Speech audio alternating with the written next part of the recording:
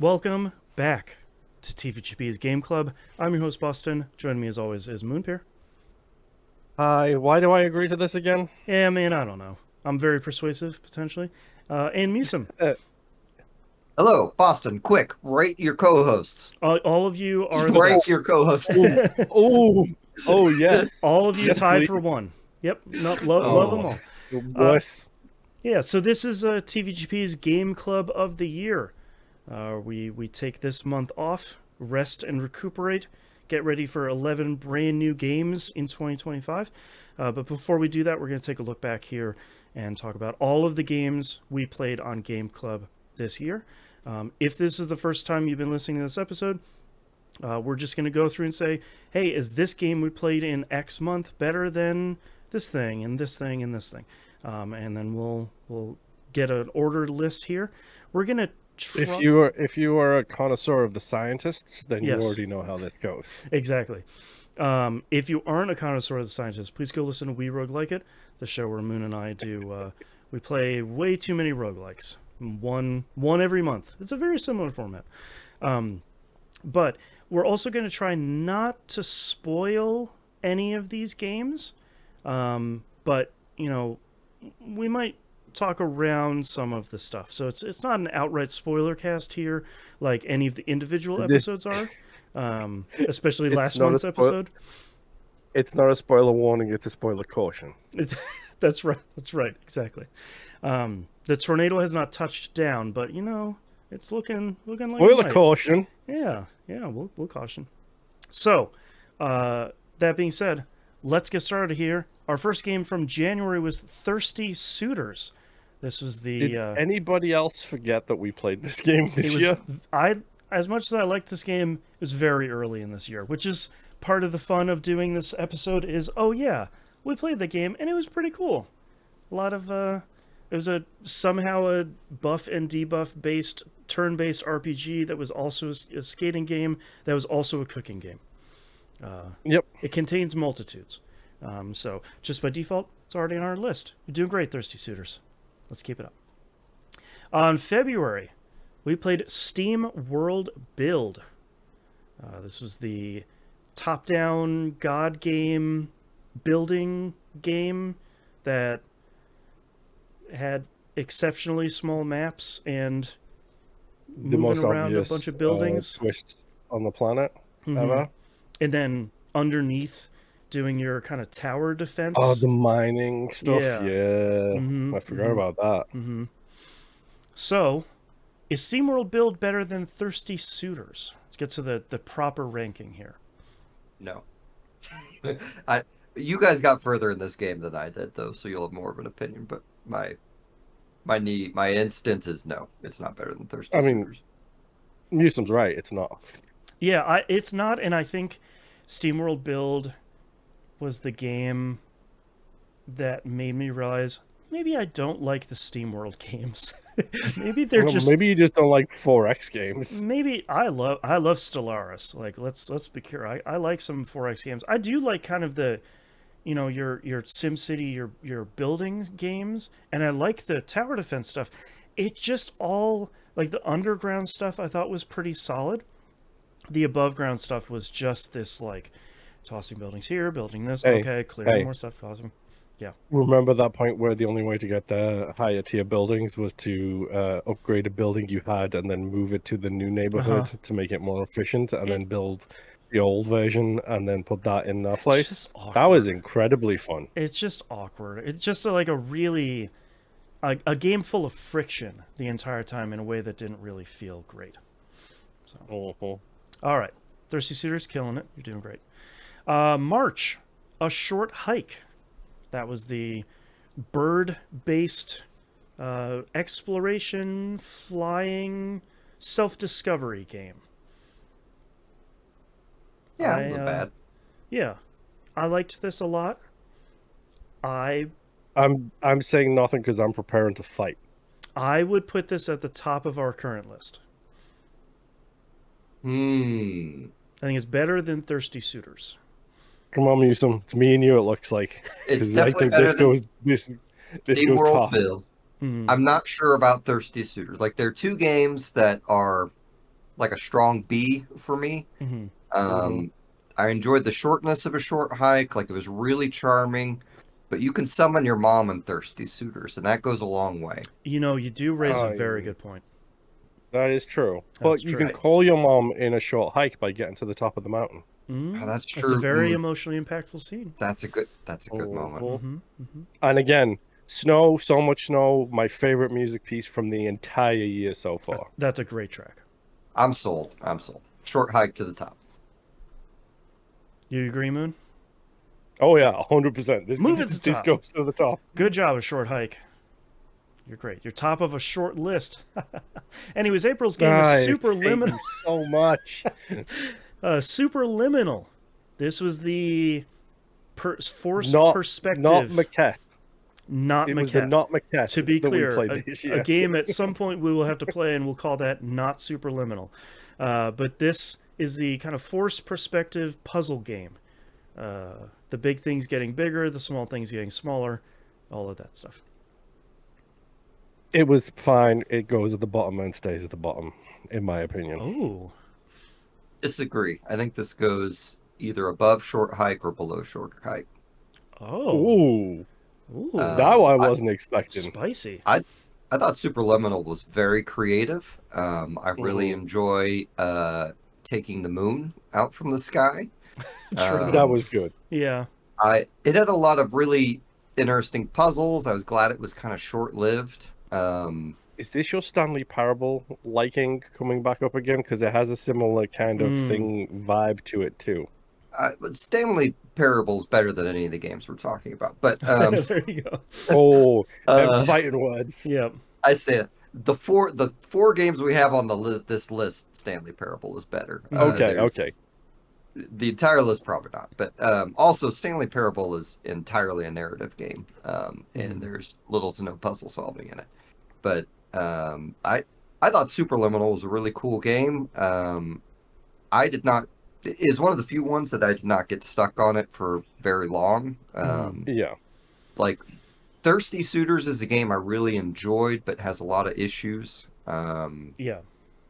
Like I didn't necessarily enjoy the skating in it, for instance. Yeah. And some of the characters were annoying, but I appreciated it swinging for something really different. And I didn't always.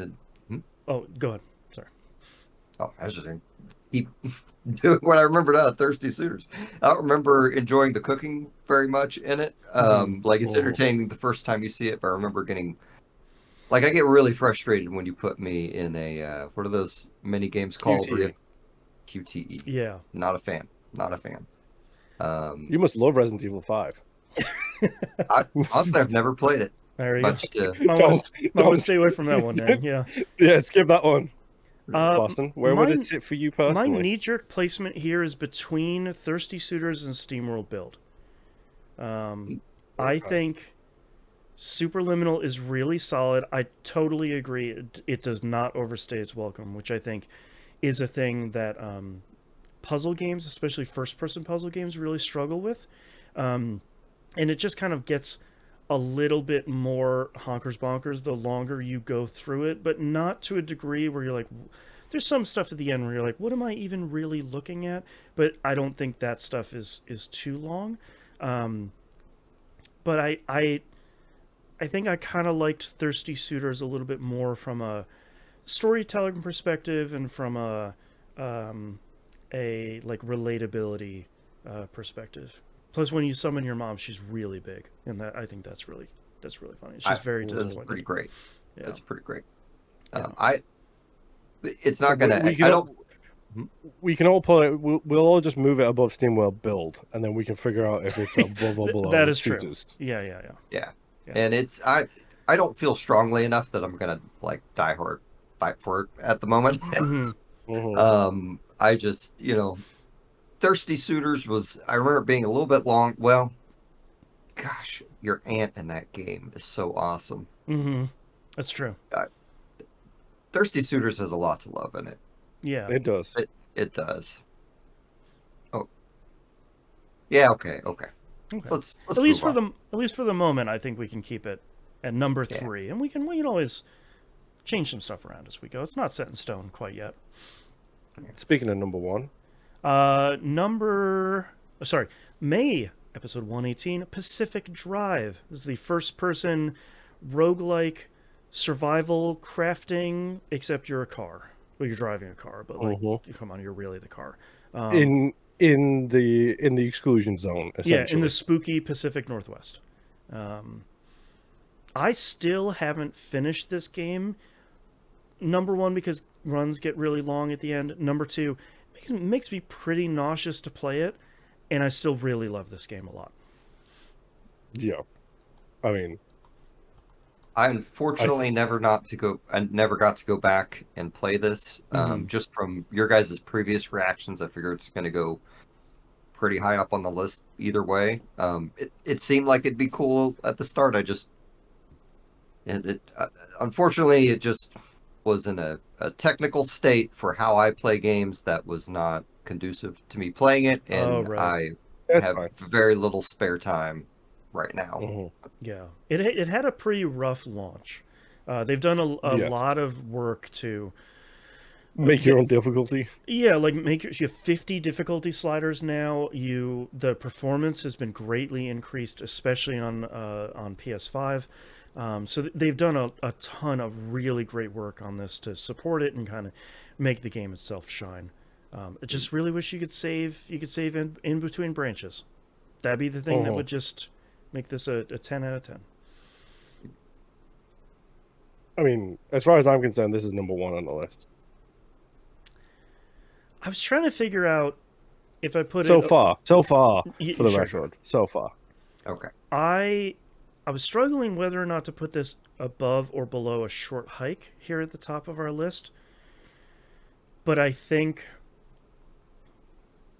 for me, it's pretty exceptional when I find a crafting game I like, because I really don't like the genre. I was going to overall. say, this is the exact type of game that you despise. You show me like I tried to get you to play Grounded, and you were like, no. You show me like a hunger and a thirst bar, and I'm like, no, I'm out. Let's get out of here. But you show me a battery and a fuel bar. All right, now we're talking. I think it has to go at the top spot so far. I think from a gameplay perspective, it's so solid. Taking care of your car, improving it, fixing the quirks, diagnosing those, and how weird. The quirk system. Oh, I honked my horn, and the back. The wipers came in. Or like the back of it opened up, and I tried to close it, and it slammed me in the head. Which there's an option now to have that kill you if you do it, which is really great. I hit the brakes and my bonnet pops up. Like, it's just useless. The vibes are immaculate in this. They absolutely nailed how that game should look and behave. All of the enemy types are really interesting. Getting the anchors and rushing back to your car while stuff is popping off all around you. Just all of it is so good and so well done that I really wish I could finish it, but the deeper I get in that game, kind of the more it makes me dizzy, which is a bummer. So I wonder if they've got a screen shake option off now for you. So they have, and I haven't found like the magical combo of turning this on and that off and this setting and all that. Someday. But I agree. I think that should be top of our list here so far. All right, big one here. June's game, Mini Shoot Adventures. This is episode 119. This is the somehow actual... The legitimate description of this game is it's a twin-stick Zelda game, which... After playing that game, that is actually what that game is. So that's somehow correct. I'm going to go out here on a limb and say this is our top game so far. I agree. Whoa. I think this game is so impeccably made and controls so well and has that perfect thing of going into a dungeon and getting the item that lets you beat the boss and lets you explore more of the world. It is the perfect length. It has super challenging difficulty, like difficult fights at the end of the game if you really want even more of the game. But and I didn't really care for the story as thin as it was. It was fine. Um, but for me, I think this is just it plays great. It looks superb. The sound design and everything was great. Upgrading your ship felt really great. Each upgrade felt meaningful. It wasn't like, oh, 0.12% shot speed. Here you go. Like, it wasn't anything like that. It's like, no, man, now you shoot 2 more bullets. Let's do this. I love this game. I think this game is super good. This is just even outside this podcast. This is one of my favorite games of the year. Like, there's only one game that you'd have to listen to a different podcast that I liked better. The sheer amount of joy I got. Having not listened to that podcast, is that Metaphor Refantasio by any chance? It might be. It might be, yeah. Check out... It's definitely not Simile Refantasio. Yeah, God, to put a plug here in this very feed, we have a kind of very similar show to this for Picking Up the Pixels. We're sort of celebrating all the RPGs we played this past year, even if they didn't come out this year. So some stuff came out this year, some stuff came out last year, some stuff came out 35 years ago. We kind of talk about all of the celebration of that stuff. So if you're looking, we don't rank them, but if you're looking for a very similar sort of thing, check out the PUP sort of celebration of RPGs from 2024. Yes. I just think like Mini Shoot, it's just a massive breath of fresh air. This cool exploratory, like really interesting way that they hide things, like creating a bullet hell game that me as a 44-year-old man by the time you listen to this podcast can play and keep up with, because I just, We're I'm old. alive and having fun, but I do not old. react like a 20. Yeah. So Moon, it sounds like you were maybe not on the same level as Usman and I. So what's your take on Mini Shoot Adventures? For me, it sits either second or third. Okay. And it's not because all of your points are valid and all of your points are accurate. It is a fantastic game. It's one of those genre mashups that we don't really see anymore. That feels like it was the Summer of Arcade specialty, was the genre mashups. And it executes it superbly. It looks crisp. It looks clean. It ran like a dream on my 4K television. True. I just prefer the other two. Oh. I think I would be okay with this being in the number 2 slot. I think potentially, if we want to chat about that. I'm okay with it going number 1. I just want it stated on the record that for me it would be down. Right. Because I think the thing that hit me with Short Hike was that connected with me on such a moment. If we were to stop recording and I was to go listen to Too Much Snow or So Much Snow track again, I would be fighting for Short Hike to be number 1. Right. Just because that moment, that combination of gameplay and music and everything hit me so hard at that time. Like, if I was to listen to it again, we can end the episode. Short Hike goes number 1, everything else below it in whatever order you want. Well, also, Pacific Drive is my genre. That is my thing. I love a good survival game. I love a hard survival game. I play Souls-likes too, so like that's right in my wheelhouse. No pun intended. Heyo. But I also would know that this is a fantastically executed game that none of us would know about if it wasn't for Dan Reichert of all people. Oh, is that where you heard it from? Yeah, him tweeting about it. Sorry, tweeting about it. That's right. Way back when in like March or something like that. Right. So like, I'm fine. Put it number 1. I can respect the group consensus. Okay, I'm okay with putting it at number 1 if we don't want to fight for number 2. It can stay there at the top for the moment. We haven't chiseled this in a stone quite yet. All right, July's game here is Botany Manor. This is The Witness for plants. So your first person ground exploring puzzle Isn't that game. the sun? That's got him. I liked this game just fine, and I kind of don't know where to put this in the list, truthfully. I want to make a prediction of where to put this based on what I remember of Musum talking about this conversation. Okay. Musum, would you like this to go one above SteamWorld Build and stop right there? Honestly, I would be fine with it at the bottom of the list. If you guys want to put it, you're talking about two games that, like, Botany Manor to me was, from what I remember, was incredibly boring. Hmm. And I didn't particularly like. I enjoyed the environments. I didn't particularly appreciate the puzzle solving. Um, but like SteamWorld Build is another game that I didn't get very far into, and it seemed kind of neat. Yeah. I feel like I would rather try SteamWorld Build again than Botany Manor again. But if you guys like Botany Manor a bunch, I don't feel strongly enough about either game to fight you on it. But no way does it Yeah. go above Superliminal. I knew that was Yeah. going to be the thing. And honestly, I'm fine with it going above SteamWorld Build because I think I did prefer Botany Manor over SteamWorld Build. My biggest complaint about Botany Manor was there's too much distance between doing the next step. Essentially, It's like too big of a game.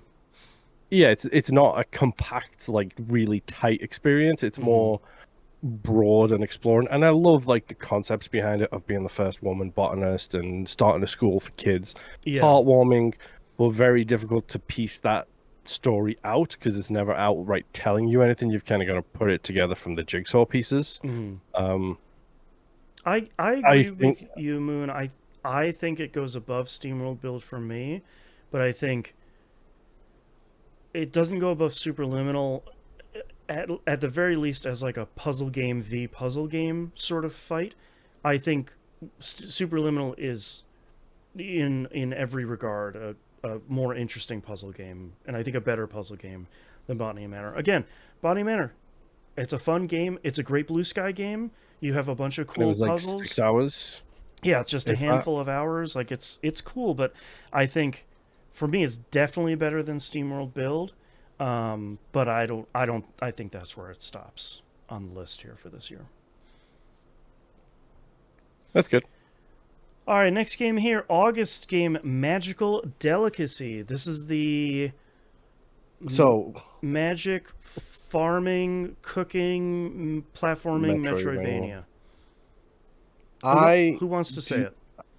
I'll say it. It goes bottom of the list. Yep. And it goes bottom of the list because I never, ever go into any of these recordings with if I may just spew this vitriol all over your guys' faces for 20 minutes. Can I have the floor for half an hour? I have some grievances. And I couldn't not do that with this game.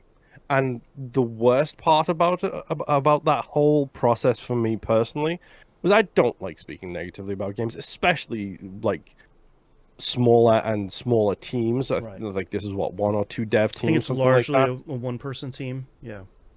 And I hate speaking like that, but everything was so close. Like so close. Yep. 2 or 3 little things adjusted here and there, and then it's a whole different ball game when it comes to talking about that game. Yeah. And we've recorded an episode on it, and now we're recording a ranking episode. So guarantee January 1st it gets a patch that fixes all the issues. Oh, 100%. I mean, it's the only game this year I refuse to finish. And it's not like I ran out of time or whatever. I stopped playing this game about 2 weeks before we were recording the episode. I went the opposite direction and got everything in the game. Yeah. I just... It, like you said, Musum, it's like 2 or 3 different choices away from being a really great game. It has so much promise, and it looks great, it sounds great. The gameplay, I liked the cooking stuff, but like a lot of that was needlessly kind of obtuse from an ingredients perspective. We spent a lot of time in that episode talking about if you could just list, if each area could have a name and you could list where I found ingredients in which area, that would help a whole ton. It's just all the quality of life stuff kind of fell apart for this game, and that really broke so much of it in the end game for me. Musum, how'd you feel about this one? This is another one I didn't finish. I really like the graphics an awful lot. Yes. The characters seem like they'd be neat. But from what I remember, even though I didn't get to a lot of the things you guys were griping about, they would have been my gripes too. And it also seemed way longer than we thought it was going to be. Oh, it Yes. was. It was It not the was. short Let me tell you, jaunt. it was. Yeah. Yeah. Like this was like a 40-hour game, wasn't it? I think I put like On stream. 25 hours into it and didn't finish it. Like it was, Man. Yeah. way bigger. Moon's going to check on his Xbox check app what the time time for was. full completion. But yeah, people are like, yeah, it's like 10 hours, maybe 11 hours. No big deal. No, it definitely was not. And to be fair, I want to clarify about this game because Moon talked about it already. None of us have really kept up on what this game has done sort of patch wise or any DLC or any of that beforehand.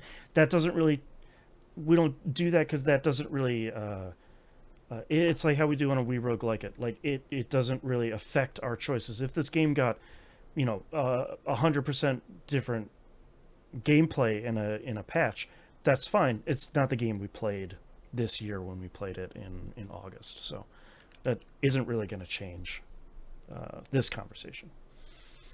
Yep. Moon, I'm still looking. I don't even think it has a time on it. Is the really funny part. I'm Infinity. just gonna find it a different way yeah. and check if we can pull it up that way instead. Let's talk about September's Ooh, game ooh. here, Clickholding. I'm just gonna 24 hours and 8 minutes I played it for. Woof. Clickholding. I'm just going to read the Steam description here. The man in the corner of your hotel room wants you to click something. He wants to watch you click it. That's the description. That's accurate. Yep. Also, want to give a quick shout out here again. Moon and I had the pleasure of interviewing Zalvier Nelson Jr. For the show here. We spent almost 45 minutes talking about how Strange Scaffold makes games in a sustainable way, how you run a sustainable development team. We deep dive into clickholding and kind of the creation of the game and kind of what it all means.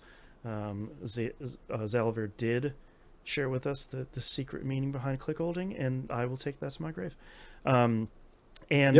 We have some cool lightning round questions too. You want to find out what his favorite B game is of all time? We got that in that episode. Yes. So that's in the feed. It was a really, really great interview that I was super nervous for, and I thought it turned out really well. So go listen to that. Same on both fronts. Yeah. I don't know where to. I don't know where to put I clickholding. don't know. Here, want me to propose a location? I would love it. Yes. Go ahead. Above Botany Manor, below Superliminal. Ooh. Okay. Okay. Let's start with there.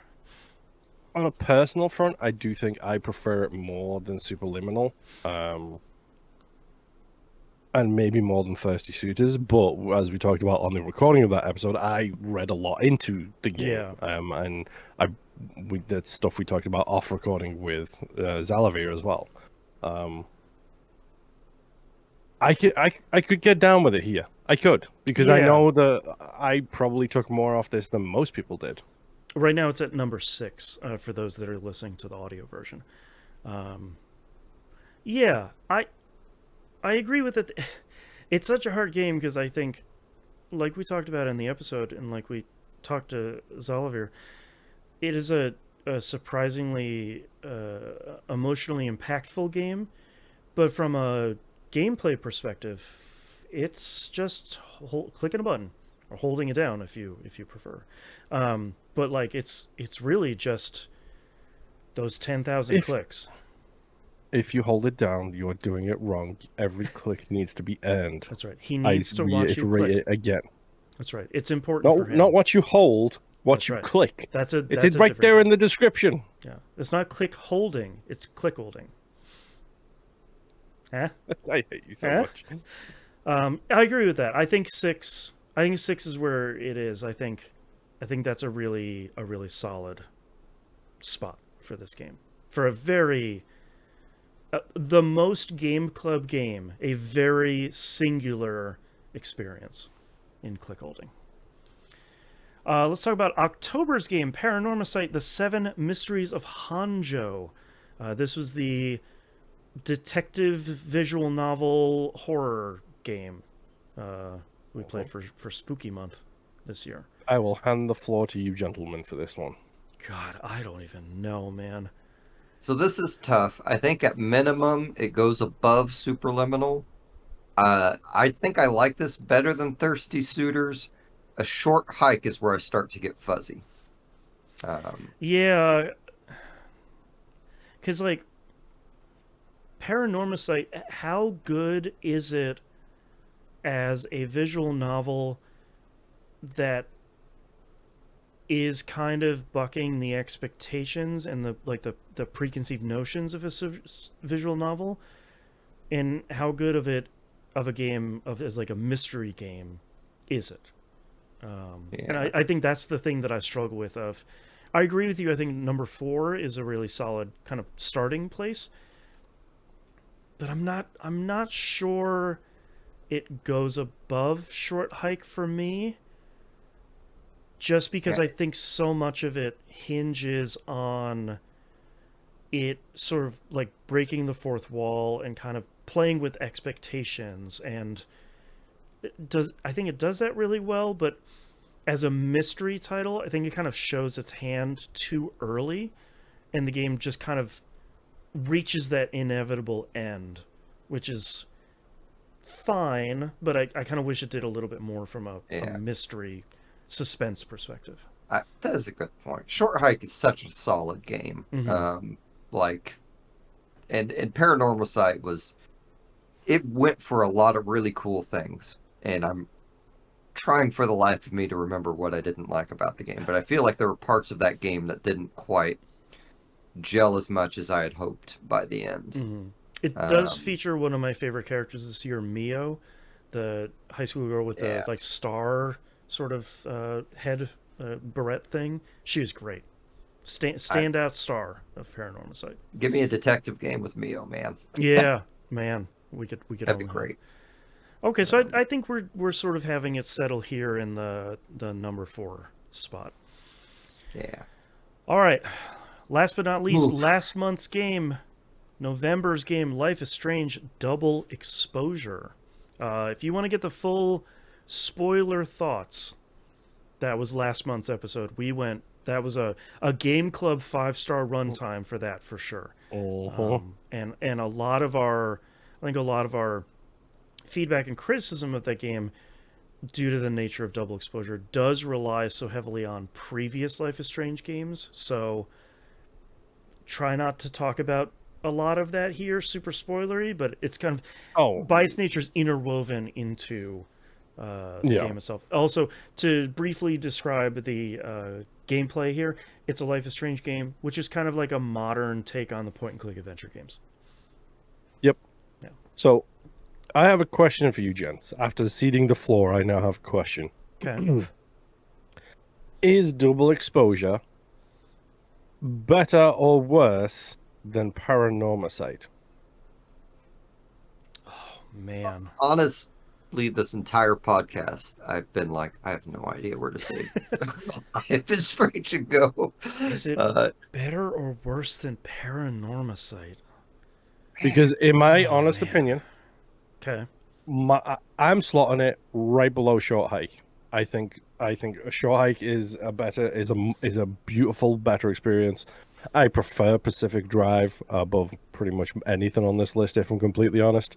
And Minishoot is about as perfectly executed as you can get for a video game. Mm-hmm. So for me, it goes fourth. The question is if you guys think it is better or worse than Paranormicite.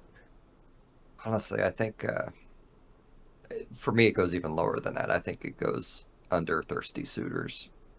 Oh, okay. That's lower than I think I would put it. I think it's a better... Maybe that's not the right word. I think it's a more cohesive game than Thirsty Suitors. I think Thirsty Suitors... different gameplay mechanics and styles often rub up against each other in ways that I don't think kind of complement often. And I think, for better or for worse, Double Exposure is another Life is Strange game. We took issue with a lot of the story, but I think from a mechanics perspective, I think it kind of nails the kind of modern take on point and click adventure games that I think the Life is Strange games really do nail. So the one thing we didn't talk about in that Life is Strange episode that I had an issue with that I just remembered now. Bonus content. I felt like the reality switching mechanic made you switch too many times the majority of time to solve whatever puzzle you were solving. Mm-hmm. Like Yeah, we the first touched on it time a you little use bit. it, Yeah. yeah, the first time you use it, you got to go back and forth like it's like 4 or 5 times. Like that's too Yeah. much. You're hopping a lot. Like you're taking the Soul Reaver mechanic and putting it into a point and click adventure game. Like just make me do this 2-3 times max. Don't summon that game here before I suggest that for the month right. that comes out, the remake. Oh yeah, we should do that. That'd be interesting. Oof, that could be a long one. Yeah. I don't remember that game being short, but it's not. Yeah. It's 100% not. So I think this one's really tough because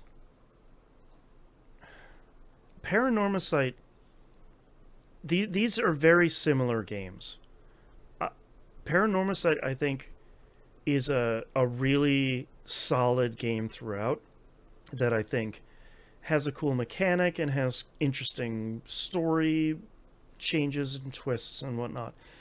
And I like that it kind of plays with what a visual novel and like what a detective story can be.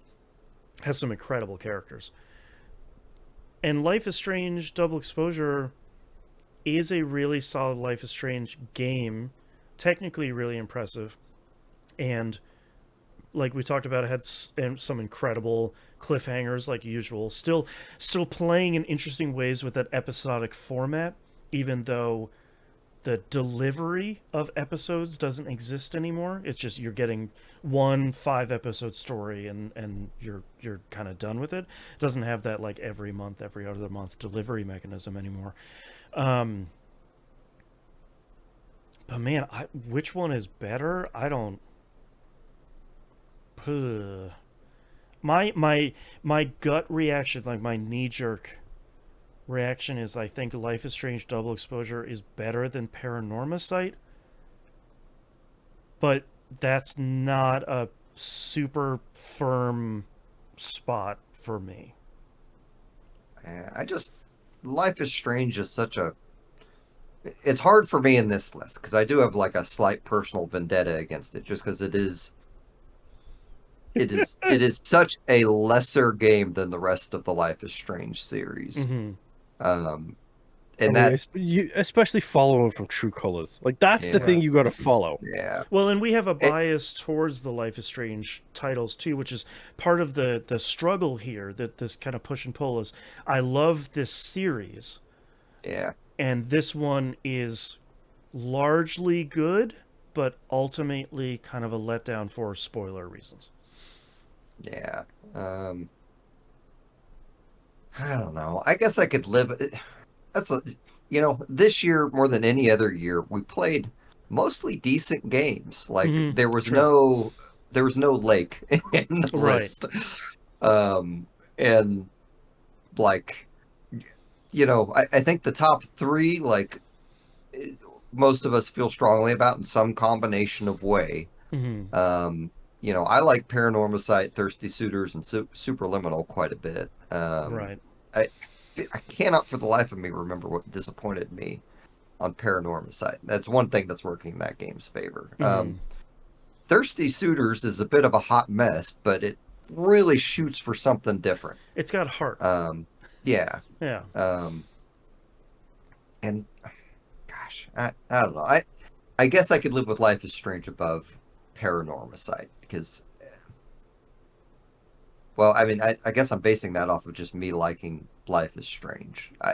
The looking around mechanic in Paranormasight was so neat. Like that's part of the thing that I'm trying to beat for myself is like trying to put aside my bias towards the Life is Strange series as a series that I, warts and all, genuinely really do love and have like a very strong emotional attachment to. But when we come here as scientists, how does Double Exposure stack up? And I'm waffling between it being above or below Paranormasight. I think I'm like talking myself into it being under Paranormasight, because Double Exposure is another Life is Strange game, which is good, but it's not, from a gameplay perspective, it's exactly the same, which is fine. I don't think that's a knock against it. From a story perspective, it has a lot of problems for reasons we talked about in last month's episode that are all spoilers. And I like this stuff. The more that we're sort of sitting here talking about it, and the more I think about it, the more that I really like a lot of the kind of unique things that Paranormasight took, and how it used its gameplay as a method of exploring the world, but also like scaring the pants off of you of like, oh my god, what's that thing behind you? And it's like, I'm not gonna look at that. Oh no, Yeah. I have to look at that. Whoops, it still scared me, even though I knew something was behind me. And I think that's cool. I don't, and honestly, we haven't played a visual novel on the show that's really been outstanding since Werewolf, Heart of the Forest. Yeah, that's pretty good. I mean, Yeah. the standout goes to Doki Doki. Oh, That's yeah. true. Yeah, but that's a heck of an experience too. I want to talk about like a real good, like a bucking expectations sort of thing. So I feel like I kind of talked myself into Life is Strange going under Paranormasight I can live with that. for reasons. Like Moon, how, go ahead. I was just gonna ask Moon how he felt about it. I'm fine with it going there. Like, I enjoy Paranormasight, but I haven't had time to go back and finish it, so I'm not going to argue with where you guys think it should go. And honestly, if it's below a short hike, then it's where it's anywhere below that is where it should be, unless you're trying to put it at the bottom, in which case then we're going to have a fight. Yeah, Yeah. I think it like hurts my Life is Strange fan heart to put it here at 100%. number 5. Yeah. When Yeah. And any other literally, I like, so I threw out the suggestion in a regular show that we then confirmed off recording that, hey, maybe Life is Strange should be our final game of Game Club this year. Mhm. I threw that out there thinking, well, we've already figured out our number one game of the Game Club Yeah. That's year right. is Like it's 2022, literally when we came in and recorded that episode, when we talked about True Colors, it's like straight to the top. Pin it at the top. We're good. Yep. Yeah. Okay, well, here's our list as it stands so far. From 10 to 1, Magical Delicacy, SteamWorld Build, Botany Manor, Clickholding, Superliminal, Thirsty Suitors, Life is Strange Double Exposure, Paranormasight, The Seven Mysteries of Hanjo, A Short Hike, Pacific Drive, and then currently at number 1, Mini Shoot Adventures.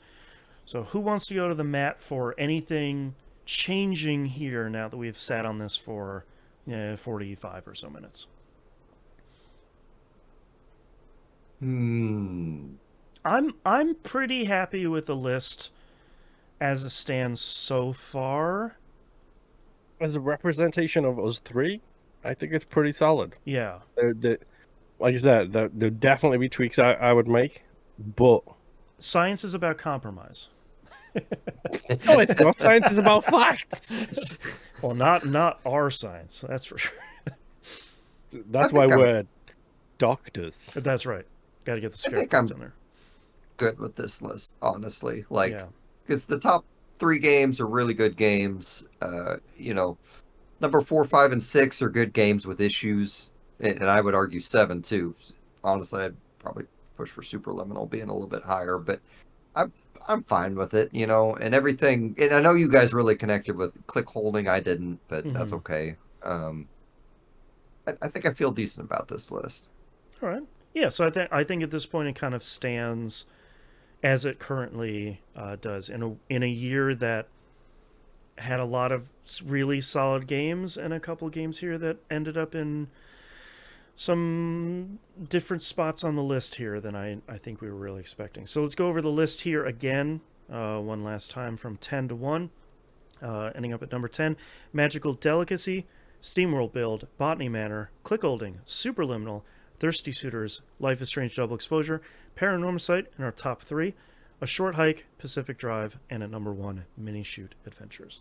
So, again, I think like we have talked about for the last couple of years here, a really solid list of games we really did enjoy.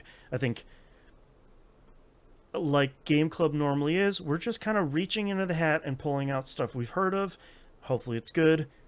Oftentimes it sort of turns out to not be, and that's okay. I think this year we, again, have had some games on the bottom of the list that are definitely like, well, those were kind of misses, and that's okay. But I think we've had some surprising upsets here, especially at the top of the list that I don't think I was really expecting. So, got a good list. You should check out a lot of these games on this list. Yeah, a lot of them are really, really great. I do want to say thank you to both Moon and Musim for taking another 11-month journey here through 11 games that we did our best to play and cover, even though the realities of our day-to-day life is getting more full, I would say. Thank you very much, everyone, for listening throughout this year. Thank you especially to everybody in the Discord server, discord.tvgp.tv, for playing this stuff along with us, chatting along with us. We do try to talk about this as much as we can every month in a kind of a non-spoiler, spoiler avoidant sort of way. So if you're looking for the best community on the internet here to talk about these games and more, please go join us over there and playing along with us. Any kind of closing thoughts here on the year for you guys? Moon, you can go first. Yes, I do. Thank you. You put a lot of effort in every episode of every show, and you'll get this again from me at the end of the regular recording too. You should. People at home should see the bonkers notes I've made, especially for these last 2 episodes. The Life is Strange one is like a madman's document of 100 different choices from that game. And like you do the ranking one too, which by itself is more effort than I really care about doing, which is like you give us like little screenshots and descriptions of every single game. It's like, cool. It's exactly what I needed to remember what each and everything was. It brings me back to that time frame. It's very appreciated. And not even to mention, like, all of the editing goes in. Like, I'm back to editing a show myself at this point, so I know exactly how much time editing goes into stuff like this. Yeah. But you do it all the time. You know, and now we're on Blue Sky. You're doing a lot more social media posting, which I like to see too, because you know, Screw X is basically where that came from. Yeah. Boston, you were the best. You were. Thank you. I've loved doing all these podcasts with you for years, and you always put a massive amount of effort into it. And I don't know if I've ever said it, so I'm hopping on this. Boston is awesome bandwagon because you are. I appreciate it. Yeah. Thank you. If you want to know how much effort it goes into this kind of stuff, do your own research on how to start a podcast, let alone have it running for 13 years now, 14 years, something like that. 17 years for TVGP, and this show, the 3 of us have been doing it for like 4 or 5 years at this point, I think. No, it's been longer than that, I think. No, yeah, it's been 5 years. Yeah, it's been 5 years since we sort of brought it back. So it feels like it's been 2 years. Yeah, it's a labor of love. I will admit it is a lot of work, but I do really come in here every month, really looking forward to doing it. Just like I come in almost every week on TVGP, really looking forward to doing it. But like any other job, you can hit the doldrums every once in a while. But I do really enjoy it, and I do. That's what people need to understand. Is we do this a lot. All of the shows, everything that we do, it's a job. Yeah. It's a job that costs me money. Yes, unlike we it's a job for all of us. I think you probably have it the worst because, like you said, like you've got the hosting and the editing and stuff like that. But like one of the reasons, like, especially with this show, one of the reasons we tend to skew shorter games is because I'm sitting here thinking I've got to finish Life is Strange in 5 days, and I've got 30 minutes a day to finish it. That ain't happening. Right. Yeah. So I send a sneaky little message out to everybody, being like, "Hey, How's progress? I'm really okay if we push this for a week, just so you Wink. know." Wink. Yeah, we don't talk about behind the scenes of this show too much, but my expectations that I communicate to these two guys is you just got to do your best. We're getting older. There are more expectations of our time. There are more things going on in our lives. And the expectation is I don't expect you to finish all of these games. I didn't finish all these games this year. But I do expect that all of us, myself included, we just do our best. And we really do try. And we come in here trying to have a constructive and hopefully interesting conversation. And anything else that happens beyond that is all just gravy at that point. And I think as a post-mortem here, I think we nailed that this year. I think we 2024 from a production standpoint, I'm happy with this show. So, and hopefully everybody was happy listening to it. And I'm looking forward to us having this month off, and then we'll get back into it next year. We'll play 11 hopefully good games. We'll see how many of them can be good. Something's got to end up at the bottom of the list, and that's okay. Yep. But hopefully we'll have another 2025. We'll have another 11 incredible games. So thank you very much, everyone, for listening and for watching. We do, again, greatly appreciate it. And we'll see you all next year. Bye. Bye.